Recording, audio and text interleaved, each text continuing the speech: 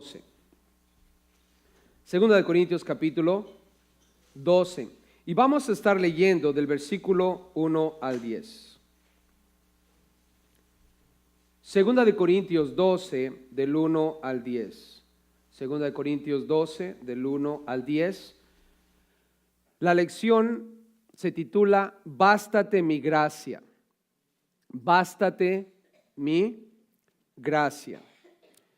Vamos a hablar de la gracia de Dios y en particular en relación a lo que el sufrimiento y la gracia tienen que ver. Vamos a leer los primeros 10 versículos, lo analizamos de manera general y después vamos a ir parte por parte. Hay tres aspectos que quiero considerar con ustedes. Pero noten conmigo aquí en 2 Corintios 12, del 1 al 10 dice: ciertamente no me conviene gloriarme, pero vendré a las visiones y a las revelaciones del Señor. Conozco a un hombre en Cristo que hace 14 años, si en el cuerpo no lo sé, si fuera del cuerpo no lo sé, Dios lo sabe, fue arrebatado hasta el tercer cielo. Y conozco al tal hombre, si en el cuerpo o fuera del cuerpo no lo sé, Dios lo sabe, que fue arrebatado al paraíso, donde oyó palabras inefables que no le es dado al hombre expresar. De tal manera, dice el versículo 5, de tal hombre me gloriaré, pero de mí mismo en nada me gloriaré, sino en mis debilidades.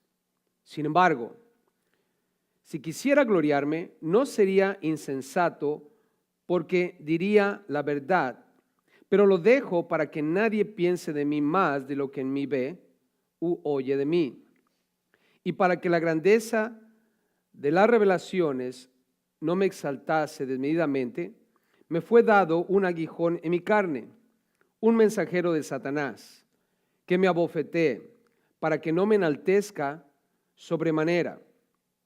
Respecto a lo cual 3 veces he rogado al Señor que lo quite de mí. Y me ha dicho, todos juntos, bástate mi gracia. Una vez más, bástate mi gracia. Porque mi poder se perfecciona en la debilidad.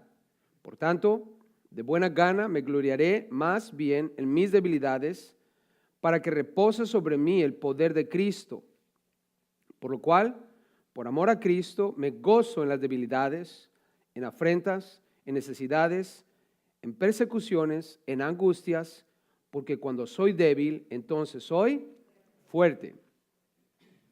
Noten esa última frase. Dice el versículo 10, porque cuando soy débil, entonces soy fuerte. Cuando soy débil, entonces soy fuerte. Pablo, si ustedes notan aquí, habla de debilidades. Y la palabra debilidades implica sufrimiento. Sufrimiento. Y todos aquí, hermanos, en algún momento vamos a experimentar sufrimiento. No nos gusta. ¿A alguien le gusta sufrir? A nadie nos gusta sufrir. De hecho, es algo que buscamos evitar en la vida. Tratamos de no pasar por muy grandes sufrimientos a toda costa. Pero la realidad es que todos vamos a sufrir. ¿Verdad que hay sufrimiento, iglesia? Cuando hablamos del matrimonio, por ejemplo, ¿existirá algún matrimonio que no vaya a sufrir en su relación? ¿Habrá alguno? Una persona dice, yo no quiero sufrir en mi matrimonio, por lo tanto voy a escoger bien. Quiero decirte algo, no importa que también escojas, vas a sufrir. ¿Cuántos dicen amén a eso? Amén. Si no quieres sufrir en el matrimonio, quédate soltero. ¿Verdad que sí? ¿No quieres sufrir? Quédate soltero. ¿No quieres que te rompa el corazón? No te enamores de nadie. Hablando de los hijos. Los hijos, la palabra de Dios dice que son una bendición, pero a veces cuando están en la adolescencia decimos que son una maldición. Y algunos estudian, tratan de aprender cómo ser buenos padres para no sufrir mientras crían hijos. Pero quiero decirles algo, el sufrimiento con los hijos es inevitable. ¿Verdad que se sufre cuando se tiene hijos? ¿Cuántos padres dicen amén a eso? No importa que tanto estudies. Ahora, es de beneficio estudiar, es de beneficio tratar de aprender a ser un buen padre, pero no podemos 100% evitar el sufrimiento dentro de lo que es ser padres. Si no quieres sufrir como padre, no tengas hijos. Pero, si no tienes hijos, vas a sufrir porque no tienes hijos. Si decides quedarte soltero o soltera para no sufrir el matrimonio, vas a sufrir por estar soltera. ¿Verdad que sí? Eso no importa dónde estés o qué estés haciendo, el sufrimiento es inevitable. En el trabajo, por ejemplo, ¿vamos a sufrir en el trabajo? Claro que sí. ¿Tienes 10 años en la compañía? Por fin se abre el puesto de supervisor. ¿Y qué pasa? Llega uno nuevecito, ni siquiera habla inglés, ni siquiera tiene documentos y le dan la posición de supervisor. ¿Vamos a sufrir? Claro que vamos a sufrir. Todo en la vida tiene cierto sufrimiento. Ahora, hay cosas que nosotros no buscamos. ¿Estamos de acuerdo en eso, iglesia? Hay cosas que nosotros no buscamos. Inevitablemente, mis decisiones pueden llegar a ser malas decisiones y eso causa extremo sufrimiento. A veces, personas me dijeron, pastor, ¿qué piensas si me caso con X persona? Y mira, con esta persona te va a ir mal. Pero yo lo amo, yo la amo. Te va a ir mal. ¿Y qué pasa? Se casan, ¿verdad? Y después viene, ay, pastor, tenía razón. Bueno, yo te dije que te iba a ir mal, ¿no? Entonces no vengas a llorar hoy. ¿Quería cebolla? Chille con su cebolla. ¿Verdad que sí? Entonces, ¿qué pasa? Yo tomo las decisiones y pueden causarme sufrimiento. Por eso es que tratamos de tomar las mejores decisiones y hacer de esa decisión lo mejor. Pero quiero que noten esto porque Pablo aprendió la importancia del sufrimiento. A veces nosotros, a causa de que no queremos sufrir, no entendemos la importancia del sufrimiento. Pero vean aquí lo que el sufrimiento es y cómo Pablo logró masterizar el sufrimiento. Vamos a hablar en primer lugar acerca de la experiencia de Pablo. Número 1, la experiencia de Pablo en los primeros 6 versículos. La experiencia que él tuvo. Nota, dice en el versículo 1, ciertamente no me conviene gloriarme. ¿Será conveniente gloriarse, hermanos? ¿Que alguien se exalte? ¿Que alguien se crea más de lo que necesita creerse? No, no es conveniente. No es de Dios gloriarnos. En Proverbios la Biblia claramente dice que Dios odia los ojos altivos. ¿Por qué razón cayó Satanás? Porque se enorgulleció. Quiso ser más que el Altísimo, quiso ser más que Dios. Y es pecado gloriarse. Y Pablo dice, no me conviene gloriarme, pero vendré a las visiones y a las revelaciones del Señor. Cuando dice vendré, quiere decir que quiere abordar, quiere tocar este asunto que él vivió. Visiones y revelaciones ¿de quién? ¿De quién? Del Señor. Visiones y revelaciones. O sea, Pablo tiene una experiencia que tú y yo no hemos tenido y nunca vamos a tener.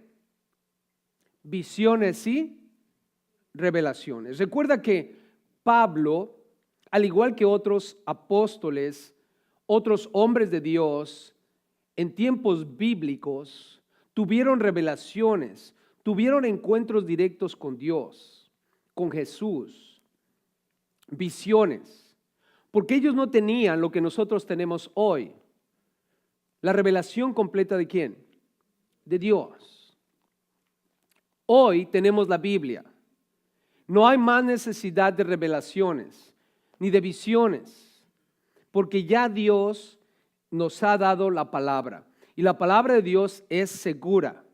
Es lo que nosotros necesitamos ver. Esta es la revelación. De hecho, el libro de Apocalipsis es el último libro de la Biblia. Si tú lees los primeros versículos, dice que es la revelación de ¿quién? De Cristo Jesús. 10 puntos a los hermanos de este lado. Es la revelación de ¿quién? De Cristo Jesús.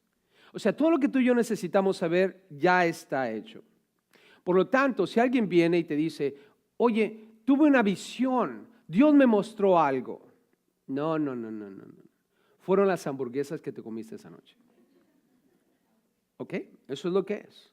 O has estado viendo muchas películas cristianas y tu mente ya está invadida de tantas cosas cristianas que ¿no le pasó durante la época donde el rapto y la tribulación se hizo famoso? Y había una serie de, ¿cómo decía? La serie se llamaba Dejados Atrás. Y gente leía todos esos libros, ¿no? Eran como 8, 7, 9, no sé cuántos libros eran. Y la gente empezaba a imaginarse cosas y algunos decían, pastor, ¿y qué tal si me quedo? ¿Qué tengo que hacer? Le digo, ¿por qué te vas a quedar? No, es que leí en el libro que algunos cristianos, hasta pastores, se van a quedar. Yo decía, rechazo esa palabra en el nombre de Cristo Jesús. Porque se van a quedar. ¿Cómo se va a quedar? O sea, si eres un hijo de Dios, ¿cómo te vas a quedar? ¿Alguien está planeando quedarse aquí? ¿Algún? Avíseme para darle las llaves de la iglesia, ¿no? Por lo menos dejártela aquí para que continúes la obra. Pero yo no estoy planeando quedarme, ni Dios lo mande. ¿Por qué voy a...? Pero ¿qué pasa? Cuando tú empiezas a estar pensando en tantas cosas que a veces no es la Biblia. No tengo nada en contra de esos libros cristianos, pero ¿sabes qué pasa muchas veces? Te enajenan tanto que empiezas a tener tus propias visiones, tus propias revelaciones. ¿Y qué pasa? Caemos en el error que han caído muchas sectas. Los mormones, por ejemplo. ¿Por qué razón ellos tienen otro libro además de la Biblia? Porque se le apareció ¿qué? La Trinidad misma, ¿no? Y luego un ángel vino y le dio una lupa especial y todo ese rollo. Entonces, ¿qué pasa? Viene una visión y revelación nueva. Pero en los tiempos de Pablo, todo eso era válido. Dios hacía esas cosas. Y en Hebreos 1 está claramente dicho. Vayan conmigo a Hebreos capítulo 1, por favor. Porque ese pasaje tiene que establecer la realidad de esto. No necesitamos más revelación, ya tenemos lo que necesitamos tener. En otros tiempos, si era necesario, no estaba la palabra completa, no estaba el canon de las Escrituras. Dios tuvo que hacerlo de esa manera. Pero dice el versículo 1 en capítulo 1 de Hebreos, Dios, escucha, ¿quién es este personaje aquí? Dios, habiendo hablado muchas veces, ¿cuántas veces? ¿Y de cuántas maneras? En otro tiempo, ¿a quién le habló? A los padres. ¿Cómo les habló? Por medio de los profetas. Isaías, Jeremías, Amós, Abdías, Jonás, Miqueas, Nahum, Habacuc, todos esos. Dice ahora en el 2, en estos postreros días nos ha hablado, ¿por quién? El Hijo, a quien constituyó heredero de todo y por quien asimismo hizo el universo.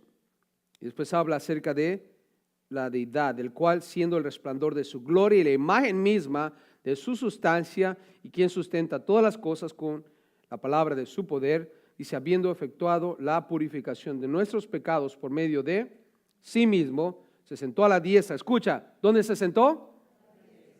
De la majestad en las alturas. Hecho tanto superior a los ángeles, dice, cuanto heredó más excelente nombre que ellos. ¿Dónde está el Señor, hermanos, de acuerdo a ese versículo? ¿Sentado dónde? A la diestra de la majestad del Padre. ¿Y qué está haciendo ahí, hermanos?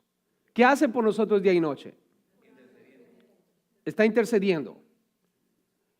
Jesús no va a dejar ese lugar de intercesión por nosotros para venirte a hablar a ti personalmente o a mí personalmente. Él no va a hacer eso más. ¿Estamos claros? Él ya nos dejó su palabra. Él nos ha dado la Biblia. Ahora, les digo eso porque a veces hay cierta fascinación. No, es que aquí en 2 Corintios vemos la experiencia de Pablo. Él tuvo visiones, tuvo revelaciones del Señor. Sí, en ese entonces, pero no en nuestro entonces. Ahora, cuando hablamos de visiones, la palabra es optasía. ¿Han escuchado el ¿cómo? Eso. Oftalmólogo. El término, ¿no? Optometría tiene que ver con los ojos, lo que tú ves. Entonces, cuando Pablo dice que él tuvo visiones, quiere decir que él vio ciertas cosas. Él lo vio, literalmente vio estas cosas, que lamentablemente, y qué bueno, no las describió. Y aquí vamos a encontrarnos la charlatanería detrás de aquellas supuestas idas al cielo y aún también al infierno. ¿Nunca han escuchado eso? Yo fui al infierno y luego fui al cielo. O fui al cielo y luego me llevaron al infierno. Porque llegué al cielo, me dijeron que no era mi lugar y me llevaron al infierno. O sea que los ángeles se equivocaron, lo llevaron al lugar equivocado. Pero ya estando allí tuvo un pequeño, ¿verdad?, rollo ahí de lo que vio. Y Pablo vio ciertas cosas, literalmente. Él tuvo visiones. Ahora, la palabra revelación del Señor quiere decir que Dios le mostró algo a él a través de lo que vio. No solamente Pablo vio cosas, Juan el apóstol, lean el libro de Apocalipsis. Daniel, por ejemplo, vio cosas también, tuvo visiones. Otro personaje más, ¿se acuerdan cuando... ¿Quién fue este personaje que quedó ciego? Cuando estaba, sí, ese fue uno, pero estaba en el templo sirviendo. No ciego, mudo, Zacarías. ¿Verdad? ¿Se acuerdan? Él estaba en el templo sirviendo y dice la Biblia que él quedó mudo.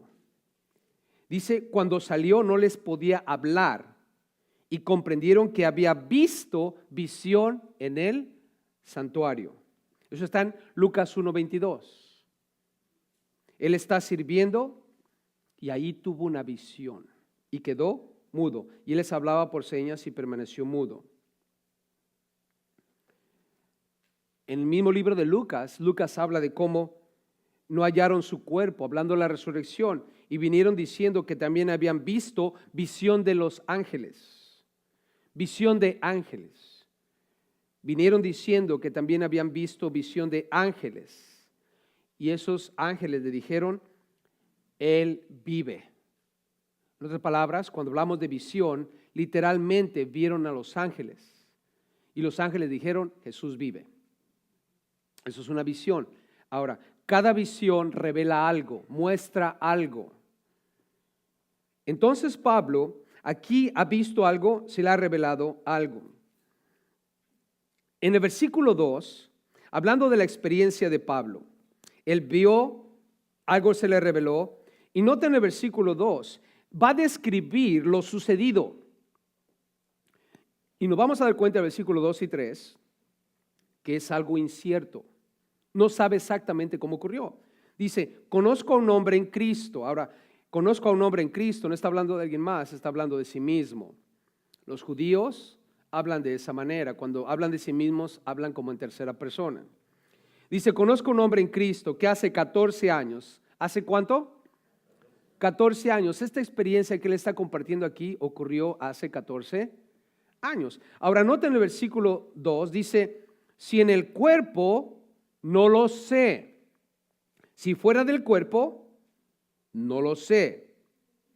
Pero ¿quién lo sabe? Dios. Ahora noten el versículo 3. Y conozco al tal hombre. Una vez más, si en el cuerpo o fuera del cuerpo, ¿qué dice Pablo? No lo sé. Pero ¿quién lo sabe? Dios. Hablando de su experiencia, él vio algo. Dice, pero lo que yo no sé es si estuve muerto o estuve vivo. Muchas personas usan este versículo para decir que podemos tener experiencias fuera de este cuerpo. Y ustedes van a ver la fascinación de eso. Oh, yo vi cómo mi espíritu salía de mi cuerpo y fui y viajé al cielo. ¿Han escuchado eso? Y hablan de experiencias fuera del cuerpo. Y no es nuevo eso. Muchas religiones creen en eso, ¿no? El ponerte a meditar, ponerte ahí en trance, poner tu mente en blanco. Creo que Calimán hacía eso, ¿no? ¿Verdad que Calimán? ¿Sí? ¿Se acuerdan de Calimán? Calimán hacía eso, se le salía y viajaba por, no sé, mientras su cuerpo estaba ahí, ¿no? Y después tenía que regresar rápido a su cuerpo porque si no le iba mal. Y esa es la idea. Muchas personas creen que Pablo está hablando de algo así, que él estaba orando ahí, como algunos de ustedes toda la mañana y están ahí buscando que tengan una experiencia fuera del cuerpo, ¿no? Hay gente que hace eso, hermanos. Y aún le pone un poquito de ayuno para poner un poquito más de presión a la cosa. Y ayuno y oración para que pueda haber una experiencia como la de Pablo, ¿no? Hermanos, eso es fantasía. Lo que Pablo está diciendo aquí es, yo no sé qué pasó. No sé si estaba vivo o estaba muerto. ¿A qué se estaba refiriendo él? En Hechos 14, toma nota de esta cita, Hechos 14, 19. Dice el 19 y 20 en 14 de Hechos. Vinieron unos judíos de Antioquía y de Iconio que persuadieron a la multitud y habiendo apedreado a Pablo. ¿Qué hicieron con Pablo? Lo apedrearon. Le arrastraron fuera de la ciudad pensando que estaba muerto. ¿Qué pensaron después de que lo apedrearon? ¿Que estaba qué? Muerto. Lo apedrearon hasta el punto donde quedó completamente inconsciente. Imagínense cómo estaba Pablo.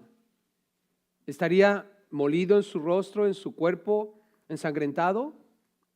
Lo sacaron de la ciudad y lo tiraron ahí porque pensaron que estaba muerto.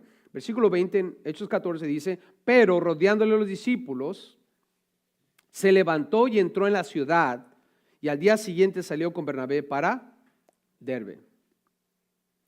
Imagínense esa. En ese momento Pablo está completamente inconsciente. Por eso es que Pablo dice, miren, hace 14 años atrás, yo no sé si fue en esa situación, si estaba muerto o estaba vivo, pero algo pasó. Y Pablo dice claramente que él no sabe cómo fue. Piensen conmigo por un momento, escuchen siempre los testimonios de alguien que dice que fue al cielo y fue al infierno. Siempre saben cómo fue.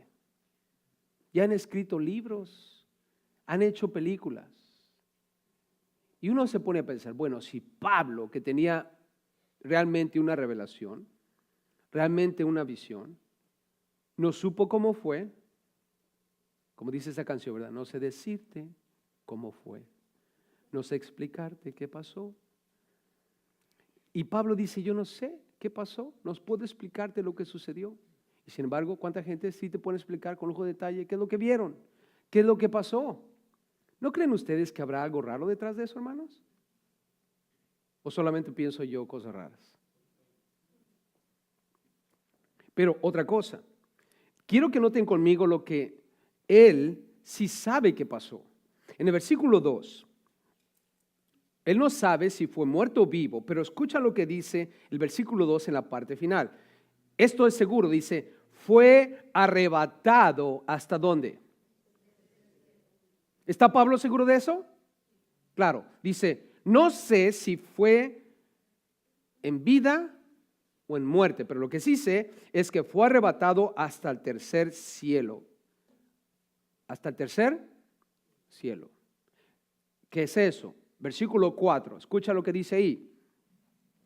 Versículo 4 dice que fue arrebatado ¿a dónde? ¿A dónde? O sea, el tercer cielo es el paraíso. ¿Dónde hemos escuchado paraíso antes? Cristo Jesús en la cruz. ¿Qué le dijo al que estaba ahí junto a él? Hoy estarás conmigo en el paraíso es la misma palabra, es el mismo concepto. El paraíso es el tercer cielo. Pablo dice, yo no sé y no puedo decirles si estaba muerto o estaba vivo. Pero sí te puedo decir algo, yo fui al tercer cielo. Estuve en el paraíso. La palabra paraíso es una palabra persa, de acuerdo al léxico de Freeberg, es una palabra persa que tiene que ver con un jardín, como en el Antiguo Testamento, el jardín del Edén, el jardín de Dios. En el Nuevo Testamento se le conoce al paraíso como el lugar donde los muertos que son justos van a ser bendecidos. Es el lugar celestial donde Dios habita. Solamente hay 3 cielos. ¿Cuántos hay? 3. La Biblia solamente habla de 3. El cielo que tú y yo vemos, donde vuelan los pajaritos, donde vuelan los aviones. Ese es el primer cielo. Cuando salimos del planeta, tenemos el segundo cielo, que es el universo, donde están los planetas, donde están las estrellas, donde están los astronautas. Ese es el segundo cielo. Nosotros los seres humanos podemos ir al primer cielo y podemos ir al segundo cielo. Y algunos tuvieron el privilegio de ir al tercer cielo. El tercer cielo es el paraíso, es el lugar donde habita Dios. Jesús le dijo a ese hombre, hoy estarás conmigo en el tercer cielo, en el paraíso. En Apocalipsis 2:7, escucha lo que dice. El que tiene oído, oiga lo que el Espíritu dice a las iglesias. Al que venciere, le daré a comer del árbol de la vida, el cual está en medio del paraíso de Dios. En el paraíso de Dios está el árbol de la vida. Y en Apocalipsis 22, la Biblia habla de una ciudad. Y dice, en medio de la calle de la ciudad, a uno y a otro lado del río, estaba el árbol de la vida. Entonces, ¿qué quiere decir esto? Si en la ciudad está el árbol de la vida y el árbol de la vida está en el paraíso, quiere decir que la ciudad es el paraíso. Es el lugar donde vamos a estar nosotros con nuestro Señor. Amén. Pablo fue ahí. ¿Fue el único que fue? No, también fue Juan. Juan vio esas cosas. Ahora, nota que dice en el versículo 2 y versículo 4 la palabra arrebatado. Di conmigo, arrebatado. Es la misma palabra en 1 Tesalonicenses capítulo 4, cuando Dios habla del arrebatamiento. Seremos arrebatados juntamente con ellos. Por eso es que nosotros no podemos sino aceptar el hecho de que Pablo vivió la experiencia que nosotros vamos a vivir un día. ¿Cuántos están listos para ser arrebatados? ¿Ya estamos listos? ¿Cuántos votan que sea hoy? No vi muy convencidos, ¿eh? ¿Cuántos están dispuestos que sea hoy? Hoy. Hoy. Sí, por favor, no quiero ir a trabajar mañana. ¿Alguien quiere trabajar mañana? No, Dios lo manda. Ya viene la renta a la mitad de la semana. No sé qué vamos a hacer. El pago de los autos, el pago de todas las cosas que tenemos que hacer. ¿Por qué no mejor nos vamos hoy? ¿No creen? Arrebatados, ¿para ir a dónde? Al tercer cielo. ¿Cuánto quieren estar en el paraíso? Hermanos, el paraíso es más glorioso que lo que podemos ver aquí. Y es lo que ocurrió con Pablo. Pablo fue al tercer cielo, fue al paraíso. Eso es algo seguro. Ahora, otra cosita quiero que observen conmigo en el versículo 4. Después de que dice haber estado en el paraíso, algo que él no puede explicar con palabras. Dice, donde oyó, palabras ¿qué? Inefables. O sea, la palabra inefable quiere decir que no hay manera de describir o expresar lo que él oyó.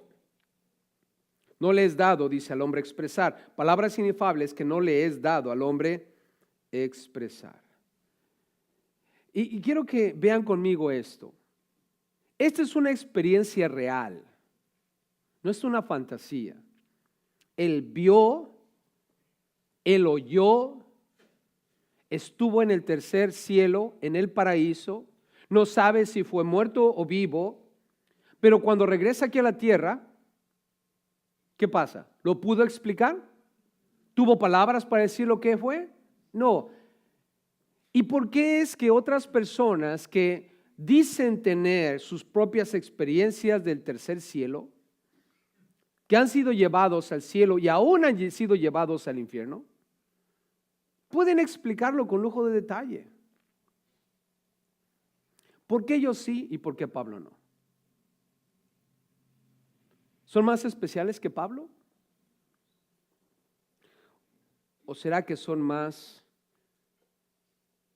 inteligentes para hacer negocios que Pablo? Porque si tú haces un libro de ese calibre, lo tienen que comprar, ¿no es cierto? Si haces conferencias de ese tipo, la gente te tiene que apoyar en tu ministerio, etcétera, etcétera. Y yo siento que a veces mucho de ese asunto de vi, fui, estuve, es pura charlatanería, hermanos. Ahora, de que existe el tercer cielo, de que existe el paraíso, es verdad. De que nosotros vemos en la Biblia que hubo algunos apóstoles cristianos que fueron para allá, es verdad. Pero hay que tener mucho cuidado con lo que hoy dicen haber estado allí. Ahora, nota lo que Pablo dice al respecto. En el versículo 5 y 6, hablando de su experiencia, él está describiendo lo que pasó, esa revelación del Señor. Dice, mira, de tal hombre, observa, dice, me gloriaré. ¿Sería normal gloriarse de algo así? Imagínate que tú hubieras sido Pablo, fuiste al tercer cielo, ¿cómo hubieras regresado aquí a la tierra? ¿Verdad? ¿Dónde está Juan?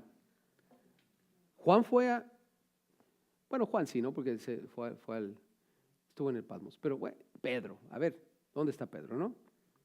Imagínense, baja Pablo de una experiencia como esas, empieza a hacer sus CDs, empieza a hacer sus películas, sus libros, el ministerio, ¿no? Y usar eso para la gloria de Dios, para traer gente para que se salve, y escuchar esto, y escuchar lo otro, y aquello, y esto y lo demás. Hermanos, Pablo dice, de una manera natural, de una manera normal, sería lo más correcto hacer quizás, gloriarme de tal hombre, ¿no? Porque tuvo su experiencia en el tercer cielo. Dice Pablo, de tal hombre me gloriaré, pero, escucha lo que dice en el versículo 5, pero de mí mismo en nada me gloriaré. O sea, esa experiencia fue fenomenal, pero de mi parte, dice él, de mí mismo, ¿de cuánto se va a gloriar, hermanos? ¿De cuánto? Nada. Ahí dice, de mí mismo en nada me gloriaré. Si tengo algo de qué gloriarme, ¿de qué se va a gloriar, hermanos? ¿En sus qué? En sus debilidades. Quiero que piensen conmigo aquí, hermanos. Esta frase es crucial para entender el sufrimiento. ¿Por qué el sufrimiento es importante dentro de tu vida como cristiano? Pablo dice, hey, esta experiencia del tercer cielo, fui arrebatado, estuve ahí, lo vi, oí cosas que no puedo explicarles. Y sin embargo, estoy aquí en la tierra ahora de regreso y he decidido algo, no gloriarme en eso. Si voy a gloriarme en algo, es de mi sufrimiento. ¿Por qué? ¿Por qué? Además, nos va a dar una revelación más tremenda en algunos versículos más. Le voy a decir el por qué, hermanos. Porque cuando tú te glorías en algo como la experiencia del tercer cielo, ¿quién recibe la gloria? Tú. Oh, hermanos, he invitado a un hermano que estuvo en el cielo. ¿Quién recibe la gloria? El hombre. No, es un hombre de Dios. a raíz de ese testimonio ha salvado miles y miles y miles de personas. Oh, voy a invitar a una hermana que estuvo en el infierno. Es una jovencita que sus amigos la engañaron, era una cristiana que andaba mal y la invitaron a una fiesta y ahí la drogaron y después se le pasaron las drogas, la dejaron allí en un cuarto, en un hotel y en ese momento tuvo una experiencia, fue al infierno. Y cuando regresó, su vida cambió por completo. Y ahora ha salvado a miles y miles de jóvenes. Estoy dando el caso de algo que escuché una vez. ¿Quién recibe la gloria ahí, hermanos? ¿Quién recibe la gloria? La persona. No importa cómo me lo pongas, la persona es la que recibe la gloria. Pero ¿qué pasa cuando hablamos de nuestro sufrimiento? ¿Qué pasa cuando hablamos de todos los problemas que hemos tenido? ¿Qué pasa cuando tú eras un drogadicto, que eras un perdido, eras un alcohólico? ¿Qué pasa cuando tu matrimonio estaba al borde del divorcio? Cuando ya estaban al punto de odiarse tanto que estaban buscando matarse uno al otro, literalmente. ¿Qué hay de esos momentos cuando tus hijos estaban perdidos en las drogas, en las calles, lejos de Dios? De una manera milagrosa vienen a Cristo Jesús. ¿Qué pasa, hermanos, cuando nosotros nos gloriamos en nuestras debilidades? ¿Quién es exaltado ahí? Dios. Dios.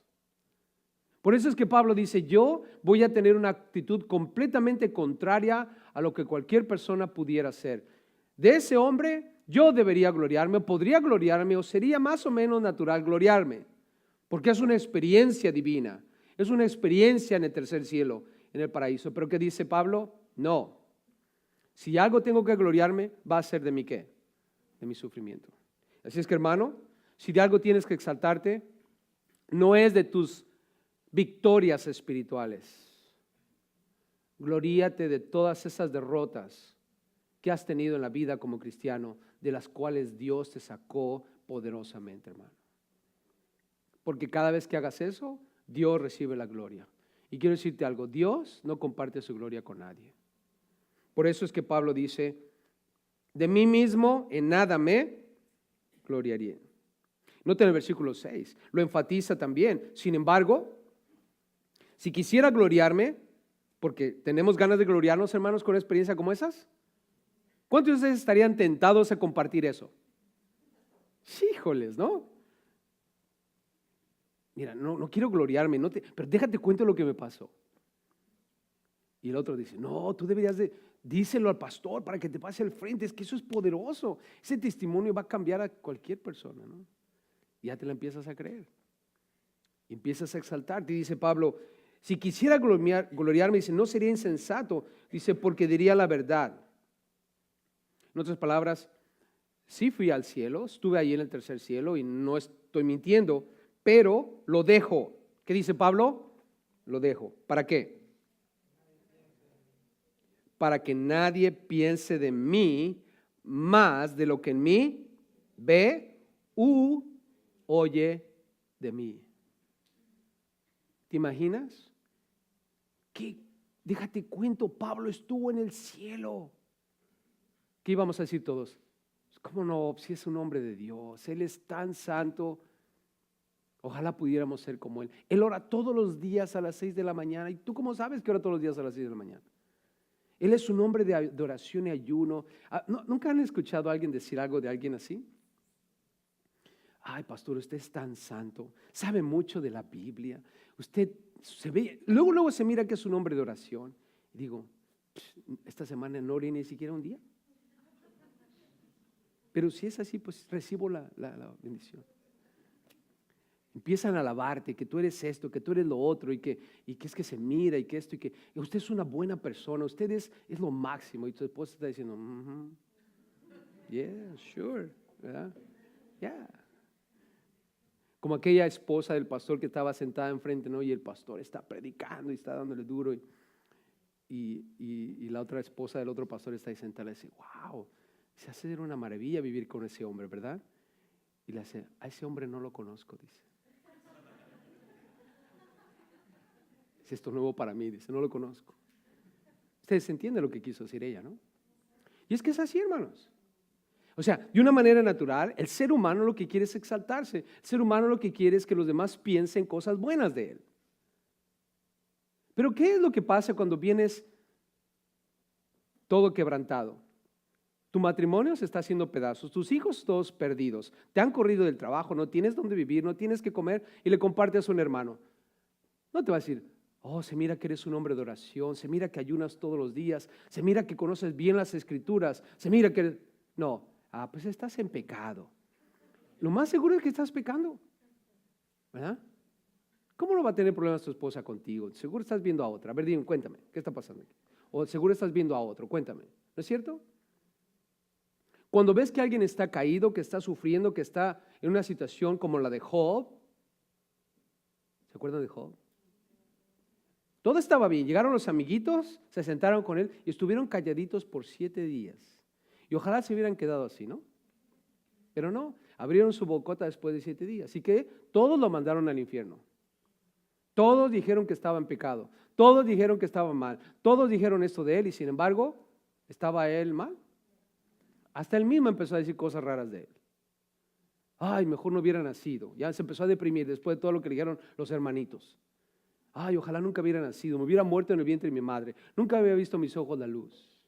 Hubiera sido mejor que haber nacido. Y sin embargo, ¿qué le dijo Dios? ¿Tú qué sabes de la vida? ¿Tú qué sabes de lo que está pasando? Pero ¿qué pasa, hermanos? Nosotros como seres humanos somos más propensos a querer estar en el lado que nos exalten más que en el lado del sufrimiento. Por lo tanto, quiero pedirte algo. Cuando tú estés pasando por sufrimiento, entiende lo que esto es. Es un momento propicio para darle la gloria a Dios. Y tú, cristiano, cristiana, cuando alguien venga y te dice que está sufriendo, que está pasando por problemas, no lo mandes al infierno. Porque a lo mejor ora más que tú, a lo mejor ayuna más que tú, a lo mejor sabe la Biblia más que tú, a lo mejor es más portado que tú. Tus circunstancias presentes no quieren decir cómo es tu vida espiritual. Aunque algunas veces sí lo es, pero no todo el tiempo, hermanos. ¿Estamos claros en eso, familia? Y el ejemplo más claro lo tenemos en Job. Y Pablo dice, para que nadie piense de mí más de lo que en mí ve u oye de mí. Yo no quiero que piensen lo que no es. Ahora vamos a hablar de la realidad de Pablo. En el versículo 7 y 8 nos vamos a dar cuenta de la realidad de Pablo. Pablo acaba de hablarnos de su experiencia. Pero ahora noten la realidad. Versículo 7. Está bajo ataque. Él está en momentos difíciles. Dice, y para que la grandeza de las revelaciones no me exaltase desmedidamente. Observa. Dios le da la oportunidad de ser arrebatado. Y dice él, para que la grandeza, o sea, lo extraordinario de esa revelación no me exaltase desmedidamente. ¿Qué pasó? ¿Me fue dado un qué? Aguijón en mi carne. O sea, vean el ataque aquí. Pablo está bajo ataque. ¿Cómo es ese ataque? El deseo de querer exaltarse. ¿Verdad que está diciendo eso? Hey, la grandeza de la revelación no me exaltase desmedidamente. Todos nosotros, hermanos, por naturaleza queremos exaltarnos a nosotros. Ese es un ataque. Por eso que decimos, tenemos que decir, cálmate, Hernández, cálmate. ¿Qué te pasa? No eres nada, eres un burro, eres un bueno para nada. Dice la Biblia que eres un siervo inútil. ¿Qué te pasa? ¿Quién te crees tú? Relax, ¿verdad? Cálmate. Y la gente te va a querer poner un pedestal. ¿Verdad que la gente siempre te va a querer poner un pedestal, hermano? Siempre. Siempre te quieren poner allí, pero ese es un problema, hermanos. Vean lo que le pasó a Pedro y Juan. Hacen un milagro y todos lo quieren poner en pedestal. Y como no le hicieron caso, después lo quieren apedrear. A Pablo y a sus compañeros también. Oh, el mismo Dios ha bajado del cielo. Ya hasta querían hacer un sacrificio. ¿Se acuerdan de esa escena en el libro de Hechos? Pero como Pablo rechazó todo eso, ya después lo querían golpear. Así es la gente. La gente te quiere poner en pedestal y después te quieren apedrear. ¿Verdad que sí? A mí me ha pasado, hermanos. Cuando yo era pastor asistente, algunos hermanos venían a decir, hermano Gerson, si usted fuera el pastor de esta iglesia, todo sería diferente. Y yo pensaba, sí, ¿verdad? Debemos hacer una revolución aquí. Sí, ¿por qué no nos dividimos? ¿Por qué no hacemos esto? ¿No? Y te la empiezas a creer, ¿no? Oh, Pastor Hernández, usted predica mejor que el pastor. ¿Y qué pasa? Te la empiezas a creer. Y de repente ya te haces tu mismo grupo. Y te lo sacas, haces otra iglesia con ellos y después te apedrean.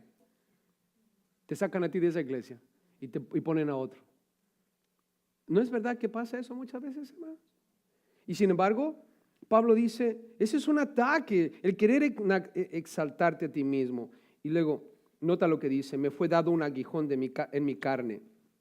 ¿Saben que la palabra aguijón es una estaca puntiaguda que usaban para tortura? Había personas que agarraban una estaca, como una lanza, y después metían tu cuerpo ahí, por el trasero te atravesaban hasta arriba, y ahí te dejaban, hasta que te morías. ¿Algún voluntario? Tortura. Es algo de tortura, hermano. No estamos hablando de, porque cuando dice aguijón, piensas en una abejita, ¿no? Ah, como las abejitas pasan. No es una abejita. Es una estaca puntiaguda que usaban para torturarte. Pablo dice, ¿sabes? Había un aguijón en mi carne. Yo estaba siendo torturado todos los días. Este problema me tenía atribulado todos los días. ¿Cuántos de ustedes tienen problemas y están siendo torturados con esos problemas? Todos los días, ¿verdad? Piensa conmigo, estás pensando en ese problema todos los días. ¿Nunca han estado en esa situación? ¿Y qué pasa cuando estás pensando en ese problema todos los días? ¿Sabes? Tú vienes a ser ese problema. Lo que tú piensas, eventualmente, eso tú eres. Y ese es un aguijón. Ahora, cuando estamos en Cristo, nosotros abordamos el problema de otra manera. Pero imagínate sin Cristo. Imagínate un matrimonio sin Cristo con problemas. ¿Cómo tú crees que es esa vida? Imagínate problemas con los hijos sin Cristo. ¿Cómo es esa vida, hermanos? Imagínate hijos con problemas con sus padres. ¿Cómo es esa vida sin Cristo? ¿Verdad que es un aguijón en la carne? Todos los días. Y ahora imagínate, ahora unos con Cristo y otros sin Cristo. Él es cristiano y ella no es cristiana. O ella es cristiano y él es el diablo. ¿Es una tortura? ¿Es un aguijón todos los días? Y sí, parece el diablo mismo, ¿verdad? Picándote todos los días. Es una vida muy miserable. Y Pablo dice, así estoy yo todos los días, un aguijón en mi carne, torturándome todo el tiempo. Ahora, ¿quién era ese aguijón en la carne? Escucha lo que dice el versículo 7 al final. ¿Quién era ese aguijón en la carne, hermanos? ¿Quién era? ¿Era Satanás? ¿Un qué? Era un diablito. Era un demonio. ¿Un demonio, pastor? Sí, ahí dice, un mensajero ¿de quién? De Satanás. ¿Y qué hacía ese diablito con Pablo? ¿Le daba los buenos días toda la mañana? ¿Ya te preparé tu cafecito? No, le daba bofetadas. La palabra literalmente es un golpe en la cara. Un golpe en la cara. Imagínate que tu esposa, varón, te levantas cada mañana en lugar de tu cafecito, ¡pum! Todos los días. Al final dices, ay, Señor, líbrame de este mensajero de Satanás. O al revés. Imagínense todas las esposas que viven con el diablito. Todas las mañanas reciben una bofetada de Satanás. O los matrimonios sólidos en el Señor, él y ella, hombres, mujeres de Dios, y sin embargo los hijos son los diablitos. ¿Cómo será esa vida, hermanos? Haces lo mejor para ellos, provees para ellos Y ¡pum! Bofetada tras bofetada. Y podemos llevarlo a cualquier plano de tu vida personal. Hermano, hermana, no estamos exentos de eso. Pero hermano, ¿un demonio viene a bofetearnos? Lo vimos con Job. ¿Acaso no Dios le dio permiso a Satanás? ¿Tú quién crees que le dio permiso a este diablito? ¿Satanás o Dios? Dios. Y no podemos rascar tú y yo la cabeza pensando, ¿pero por qué? Porque Pablo nos lo acaba de decir, para que no nos exaltemos a nosotros mismos, para que te calmes.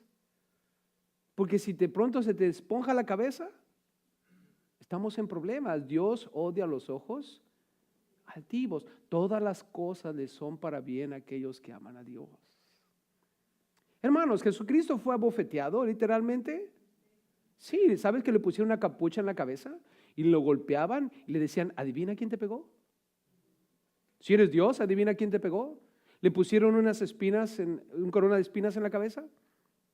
Se burlaron de él. Lo mataron en la cruz. Literalmente, hermanos. ¿Nosotros estaremos exentos de pasar por problemas y situaciones difíciles? La respuesta es no. Ahora, tampoco quiero que vayan pensando por todo el mundo que los demonios, ¿verdad?, andan por todos lados. Y que literalmente todo el mundo es un demonio. No, esa es una fascinación con la demonología. Pero nosotros entendemos, hermanos, que va a haber ciertas situaciones que Dios le va a permitir al enemigo causarnos estragos. ¿Vamos a aceptar eso también de parte de Dios? ¿Qué dijo Job? Dios dio, Dios quitó. ¿Y cuál fue su conclusión? Bendito sea el nombre de Dios. ¿Qué le dijo la mujer? Maldice a Dios y muérete. ¿Esa era la correcta actitud delante de Dios, hermanos? No. Dios dio, Dios quitó, bendito sea el nombre de Dios. Y a veces vas a pasar por problemas drásticos. Aún un mensajero Satanás puede venir para que no te enaltezcas, porque esa es la razón que nos da Pablo, versículo 7 al final, para que no me enaltezca sobremanera. Es probable que a lo mejor tu orgullo ya estaba alcanzando la línea roja de peligro, como cuando vas en el auto y en el auto está el que marca si el auto está frío o está caliente. ¿De qué lado queremos esa aguja? ¿Del lado frío o del lado caliente? Del lado frío. Pero ¿qué pasa cuando empieza a entrar en la línea roja? Puedes hacer dos cosas, seguir manejando el auto o pararte. Pero ¿qué va a pasar si sigues manejando el auto? Eventualmente vas a escuchar un ¡pau! Y un montón de humo salir por el radiador, ¿no es cierto? Y has llevado el auto a la quiebra. Porque no respetaste la realidad de que la aguja roja entró a la zona de peligro. Nosotros también tenemos esa zona de peligro, hermanos, y el Señor sabe cuando nuestra agujita está entrando a esa zona y que dice, le vamos a tener que dar un pequeño refrigerio, yo le llamo. Y esto es un pequeño sufrimiento, una dificultad, una prueba para que se le desinfle la cabeza. Es como cuando tiene la cabeza inflada como un globo y llegas con la aguja y ¡pum! Eso es lo que pasa, hermanos. El Señor te desinfla por completo. ¿Por qué? Porque no quiere que te enaltezcas. Y esa es la razón que veo aquí. Es la realidad de Pablo. Ahora, nota. Dice en el versículo 7 al final, no me enaltezca en sobremanera. Ahora, Pablo dice su realidad. Bajo ataque, pero en oración. Respecto a lo cual, ¿cuántas veces ha rogado al Señor, hermanos? 3 veces. El hecho de que está rogando 3 veces me hace pensar que esto es algo serio. Pablo está rogando seriamente. Lo cual quiere decir que tú y yo lo que vamos a hacer es, número 1, entender lo que el sufrimiento es. El sufrimiento me ayuda para que Dios sea glorificado. Pero yo voy a empezar a orar por eso. Y lo voy a hacer en serio. 3 veces ha rogado al Señor y Él es específico. ¿Qué dice el versículo 8? Que lo quite de mí. Eso es algo específico. Señor, quita este aguijón de mi carne, que este mensajero de Satanás ya no me abofetee todos los días. Quítalo de mi vida. Y se lo está rogando al Señor insistentemente, consistentemente. Es lo que tú y yo tenemos que hacer. Orar específicamente por ese aguijón. Quítalo de nuestra vida, Señor. Pero ahora, mientras estás orando, esa es la realidad de Pablo, bajo ataque, pero en oración. Debemos aprender a escuchar atentamente. ¿Qué le contesta el Señor? Versículo 9. ¿Qué le contestó el Señor a Pablo? ¿Se lo quitó? No. Le dijo, mi gracia es suficiente. Mi gracia es suficiente. Cuando tú y yo estamos comiendo, por ejemplo, ¿nunca han ido al buffet? ¿Cuánto les gusta ir al buffet? Por $9 o $12 puedes comer todo lo que quieras. Si unos llegan temprano para agarrar el desayuno y se la llevan hasta el almuerzo, y algunos ya no pueden porque lo sacan durante la cena, ¿no? Se cierra el buffet, ya saben. Pero la puedes librar desayuno y almuerzo, ¿no?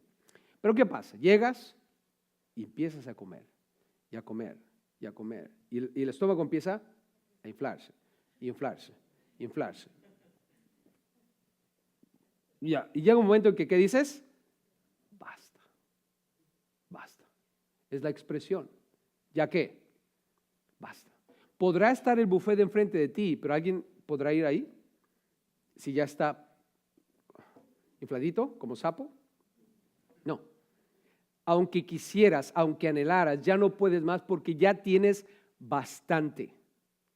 Ya estás completamente hastiado, ya no puedes más. Es más allá de tus fuerzas la comida que tienes dentro. Y la idea, Jesús le dice, el Señor le dice, Dios le dice, el Espíritu Santo, bástate mi qué. Hey, Pablo, no te enfoques en el aguijón. Enfócate en qué. En mi gracia. Gracia es recibir lo que no te mereces. No te voy a quitar ese aguijón porque te conviene, Pablo. Yo no quiero que te enaltezcas más de lo que es debido. Ese aguijoncito te va a mantener de rodillas. ¿Cuántos de nosotros, hermanos, cuando estamos en la cúspide del éxito, estamos de rodillas? ¿Alguno? No. Algunas personas me dicen, no te he visto en la iglesia los domingos. Ay, pastor, es que agarré un trabajito. Gracias a Dios me está yendo bien. ¿Y por qué el domingo? Bueno, es que se requiere que vaya el domingo. Siempre le digo, ¿sabes qué? Voy a empezar a orar para que Dios te corra de ese trabajo. No, pastor. ¿Verdad? Bueno, es que está estropeando tu vida espiritual. Esa bendición está estropeando tu vida espiritual. Ahora no oro, no se preocupen, no oro por eso. A veces Dios ni me escucha en eso. Pero lo que digo, ¿sabes qué? Es verdad. Cuando nosotros estamos en la cúspide del éxito, nadie se acuerda de Dios. Pero ¿qué pasa si empiezas a entrar en una crisis? ¿Tienes un catarro? No oras. Vieja, dame 2 Tylenols. Eso es todo. Ah, pero llegas al doctor y dicen, lo siento mucho, pero tiene cáncer, se va a morir en un mes. ¿Y qué hacemos? Empezamos a mover cielo, tierra y mar. Hablamos a la cadena de oración, hablamos con las hermanas que tienen poder de oración. Si hay una campaña de sanidad y milagros, ahí vamos. ¿Verdad que sí? Empiezan a orar todos los días, hasta sus diezmos dan. Todo empieza a cambiar. O sea, de pronto se convierte en una persona súper extraordinaria en el ámbito espiritual. ¿Por qué será, hermanos? ¿Por qué será? Como que le queremos meter palanca al Señor, ¿no? Y si queremos exagerar un poquito más espiritualmente, hasta ayuno hacemos. Y ahí empieza nuestra mentalidad como seres humanos. Por eso es que Pablo dice, Señor, quítamelo, quítamelo. Pero Dios le dice, bástate mi qué, mi gracia. Pablo, este asunto de tu aguijón va a quedar allí, pero quiero una cosa que hagas. Céntrate en mi gracia. Ahora, hermanos, ¿qué prefieres? ¿Estar bajo la gracia de Dios o estar fuera de la gracia de Dios? ¿Qué es mejor? La gracia de Dios. Ahora, si eso es verdad en tu vida, si para ti, para mí es mejor estar bajo la gracia de Dios, que tome lo que tome. Y si es necesario sufrimiento, hermanos, ¿cuánto podemos decir amén a eso? Y si dices, oh, no, hermano, la gracia pero no el sufrimiento. No, entonces no estás hablando en serio. No estás hablando en serio. Porque para poder mantenernos bajo la gracia de Dios, a veces va a ser necesario el sufrimiento. Nota otra cosa que le dice el Señor. Versículo 9. Además de decirle que la gracia es suficiente, le dice en el 9, porque cuando tú estás bajo la gracia, ¿qué pasa? Mi poder se perfecciona en la debilidad. Mi poder se perfecciona en el sufrimiento. ¿Sabes que cuando tú estás pasando por un sufrimiento, cuando estás pasando por una crisis y en medio de esa crisis estás buscando la gracia de Dios, estás buscando el favor de Dios, estás buscando y anhelando más de Dios, sabes que el Señor te va a dar un poder interno que te va a hacer una persona de impacto a todos los que te rodeen y aún a ti mismo? Pero cuando tú te aíslas y empiezas a entrar en una depresión y empiezas a enfocarte en tu sufrimiento y a insistirle a Dios que te lo quite y que te lo quite y que te lo quite, Dios te dice, no te lo voy a quitar, y sí quítamelo, y no te lo voy a quitar, y sí quítamelo, y no te lo voy a quitar, y sí quítamelo, y estás ahí en esa situación, empiezas a entrar en una situación horrible. La Biblia nos lo muestra, hermanos. Porque nosotros empezamos a responder de una manera equivocada ante la realidad del sufrimiento. Tú y yo tenemos que enfocarnos en la gracia de Dios y Él te va a dar una fuerza increíble para que seas una persona de impacto. Pero si tú te aferras a que Dios te quite el sufrimiento cuando Él no te lo quiere quitar, ¿sabes lo que puede pasar? Empiezas a enorgullecerte más. Dices, Dios, yo no merezco sufrir. Yo soy uno de tus siervos. Mi familia ha sido cristiana por generaciones. Hemos hecho esto, hemos hecho aquello. Yo no merezco sufrir. Y empiezas a debatir con Dios acerca del por qué no mereces sufrir. Otros se alejan de Dios y culpan a Dios por su sufrimiento. Si este es el Dios que la Biblia habla o describe que permite el sufrimiento en la vida, no quiero saber de ese Dios. Y se van al mundo. ¿Verdad que algunas personas responden así, hermanos? Otros culpan a los demás de su sufrimiento. Es por tu culpa que estamos pasando por esto. Has de estar en pecado. Hay pecado en el campamento y usan el ejemplo de Acán. Alguien aquí ha de tener un pecado escondido. Arrepiéntanse porque si no nunca vamos a salir de ese sufrimiento. ¿Por qué? Porque están aferrados a que Dios les quite ese aguijón. ¿Qué otra cosa hacen algunos? Algunos son, como dicen por ahí, mosquitas muertas. Están orando para que Dios se los quite y están aferrados a eso. Y Dios no se los quita porque le dicen, no te lo voy a quitar porque eso te va a llevar a enaltecerte a ti mismo. Yo quiero que tú estés bajo mi gracia. ¿Y saben qué hacen esas personas? Se acercan a ti, ay hermano, ora por mí, estoy pasando por unos problemas. Pero Dios sabe, sé que a su tiempo Él me va a sacar de esto. Pero no están aceptando la voluntad de Dios realmente. Lo único que están haciendo es poniendo una cara de mosquita muerta para que tú también ores con ellos y por ellos. Hay muchas personas así, hermanos. Otros creen que Dios lo va a quitar realmente, que un día va a ocurrir y nunca pasa. Pero hay otros, hermanos, que bendicen a Dios por su sufrimiento. Que dicen, Dios dio, Dios quitó, bendito sea el nombre de Dios. ¿Y qué pasa? Dios les da esa fuerza interna. Y de repente los problemas, aun cuando los tienen, aun cuando es un aguijón de tortura, no es un asunto, hermanos. ¿Por qué? Porque el poder que hay en ellos, dice aquí, se perfecciona la debilidad. En el versículo 9 dice, por tanto, Pablo llega a una conclusión. Número 3, la conclusión de Pablo. Pablo concluye en el versículo 9, por tanto, de buena gana me gloriaré más bien en mis debilidades. ¿En qué se va a gloriar más, hermanos? ¿En su experiencia en el tercer cielo o en sus sufrimientos? En mis sufrimientos. ¿Para qué? para que repose sobre mí el poder ¿de quién? De Cristo. Así como Cristo venció la burla de los que estaban ahí burlándose, así como Cristo sufrió la tortura de esos latigazos, la vergüenza de esas espinas, de estar desnudo en esa cruz y la agonía y el sufrimiento literal que pasó allí, para que ese mismo poder que ayudó a nuestro Señor Cristo Jesús nos ayude a nosotros. ¿Y por qué sufrimos, hermanos? ¿Por qué aceptamos, dice Pablo como conclusión, todo esto? Por lo cual dice el 10, por amor ¿a quién? A Cristo. ¿Qué dice Pablo? Me gozo. Hey, por amor a Cristo. ¿Cristo sufrió por nosotros en la cruz, hermanos? Claro, por amor lo hizo, ¿no? De tal manera amó Dios al mundo. ¿Amas a Dios? ¿Amamos a Dios? Si Él sufrió por nosotros por amor, ¿acaso no debería ser también la misma idea? Sufrir por amor, por Él. ¿Cuántos están dispuestos a sufrir, hermanos?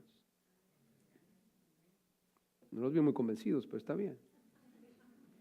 Porque no nos gusta. Yo entiendo, hermano, a mí no me gusta sufrir, pero en este momento debemos aceptar que el sufrimiento tiene un lugar importante en la vida nuestra. Solamente responde como es debido. Bástate mi gracia. Mi poder se perfecciona en el sufrimiento. ¿Qué vas a obtener en medio de todo esto? Gracia de Dios, poder de Dios, para vencer como Cristo venció.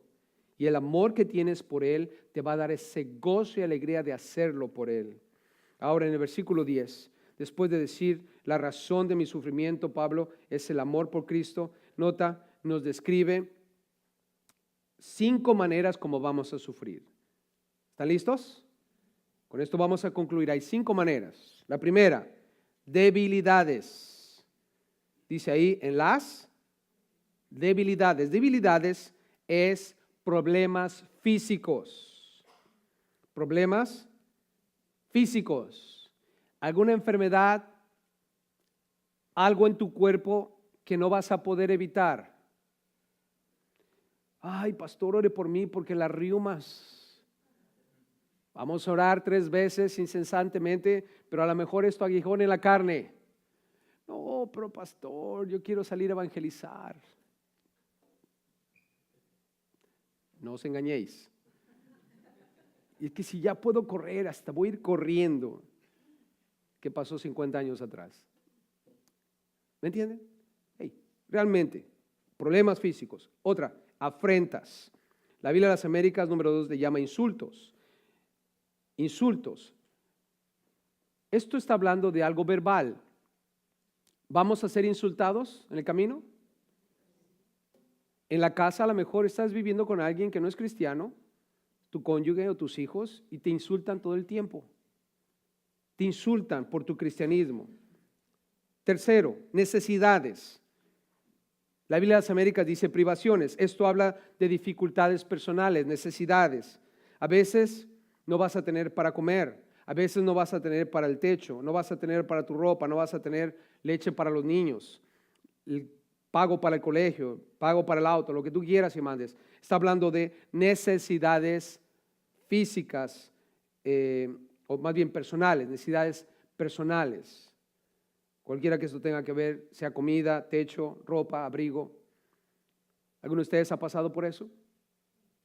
Puede ser. Cuarto, persecuciones. La palabra persecución ahí está hablando de peligros a tu persona. Peligros a tu persona. Hay gente en el mundo que ha salido a predicar de Cristo Jesús y han sido asesinados. Gente que ha muerto. O a veces están predicando y son asaltados, son golpeados.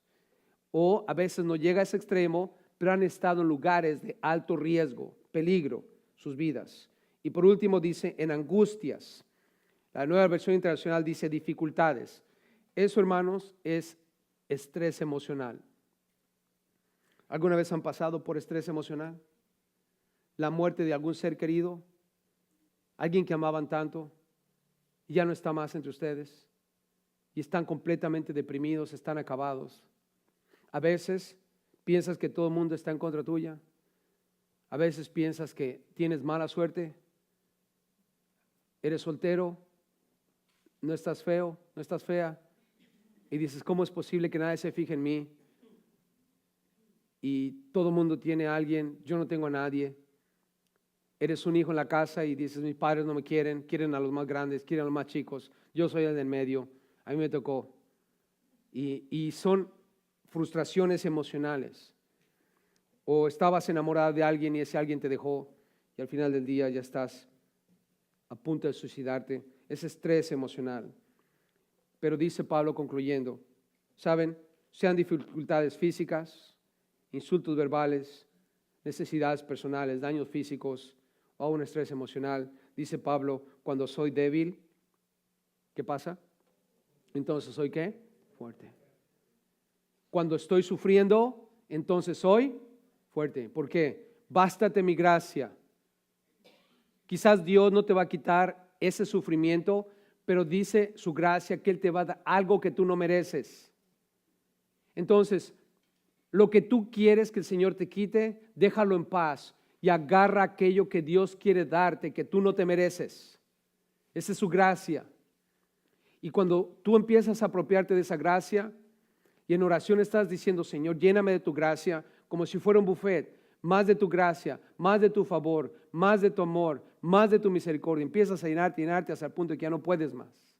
Entonces estás fuerte y eres una persona de impacto. Y nada de lo que está pasando a tu alrededor viene a ser motivo de decaimiento, quebrantamiento o frustración. Vienes a ser una persona que entiende lo que el sufrimiento hace. Y al final del día, como Job dices, Dios dio, Dios quitó, bendito sea el nombre de Dios. Familia, ¿estamos listos para enfrentar el sufrimiento? ¿Listos para sufrir? ¿Verdad que el sufrimiento es algo bueno en nuestras vidas? Ahora, si estás sufriendo, dale gloria a Dios. Si no estás sufriendo, también dale gloria a Dios. Va a haber momentos arriba, va a haber momentos abajo, pero tú siempre mantente hacia arriba. Representa bien a Dios siempre. Dios no está ni arriba ni abajo, Él siempre está arriba. Y tú como su hijo también debes estar arriba, aunque tus circunstancias te muestren abajo. Él está contigo. Amén. Padre, quiero